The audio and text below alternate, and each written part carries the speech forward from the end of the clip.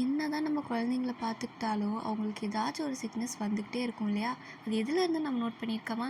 அவங்க விளையாடுற டாய்ஸ்லேருந்து கூட வரலாம் அப்படின்றது எனக்கு நினச்சதுமே ஷாக்கிங்காக தான் இருந்தது.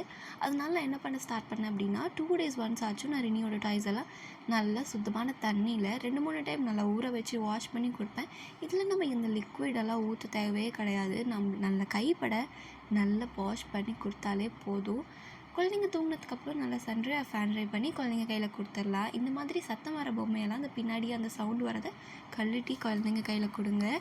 ஒன்னொன்றையுமே நம்ம பார்த்து பார்த்து க்ளீன் பண்ணுறதுனால இந்த பொம்மையால் குழந்தைங்க எந்த ஒரு பிரச்சனையும் இல்லை அப்படின்னு நம்ம ஃபீல் பண்ணலாம். குழந்தைங்க தூங்கினதுக்கப்புறமா நம்ம இதெல்லாமே வாஷ் பண்ணி எடுத்து வச்சிட்டோம்னா அவங்க எழுந்ததுமே நம்ம விளையாட கொடுக்க நல்லாயிருக்கும். இந்த பேக் பார்த்திங்கன்னா ரினியோட டாய்ஸ் பேக். ஈவன் இதை கூட நான் வாஷ் பண்ணிவிடுவேன். இது எல்லாத்தையுமே நம்ம எடுத்து வச்சிட்டோம் அப்படின்னா ரினி எழுந்ததும் விளையாடுவான்.